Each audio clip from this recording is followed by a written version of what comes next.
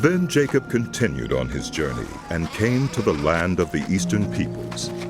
There he saw a well in the open country with 3 flocks of sheep lying near it because the flocks were watered from that well.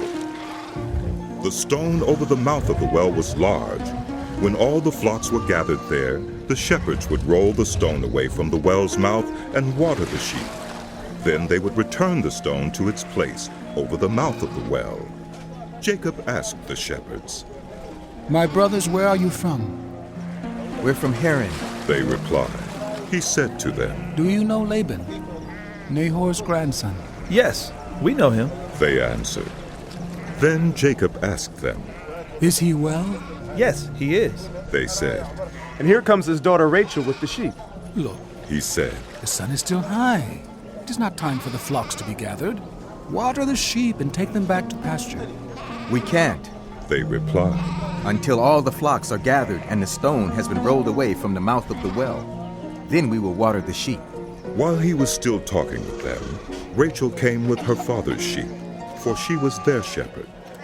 When Jacob saw Rachel, daughter of Laban, his mother's brother, and Laban's sheep, he went over and rolled the stone away from the mouth of the well and watered his uncle's sheep.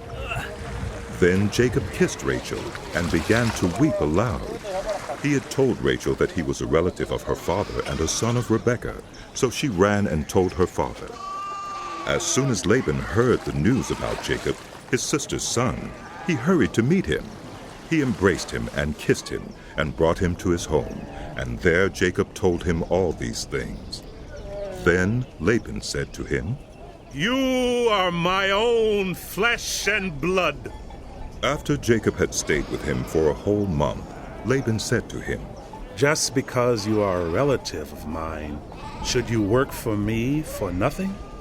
Tell me what your wages should be. Now Laban had 2 daughters. The name of the older was Leah, and the name of the younger was Rachel. Leah had weak eyes, but Rachel had a lovely figure and was beautiful.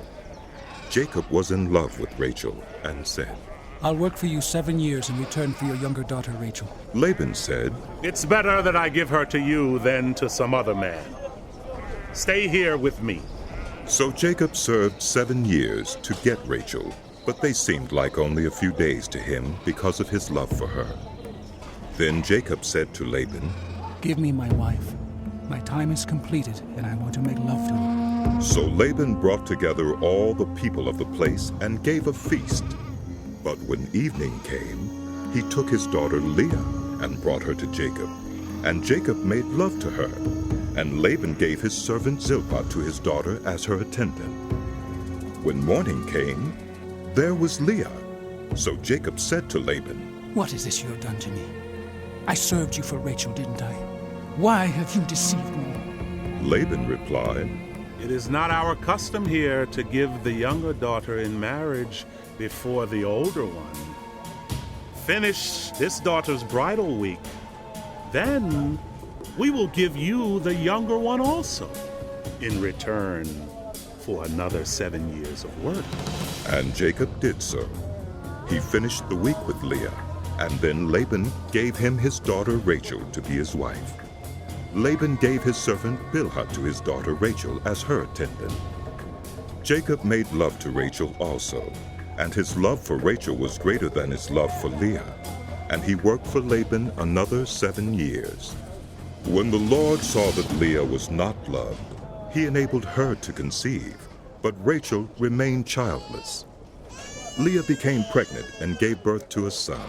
She named him Reuben, for she said, It is because the Lord has seen my misery. Surely my husband will love me now. She conceived again, and when she gave birth to a son, she said, Because the Lord heard that I am not loved, he gave me this one too.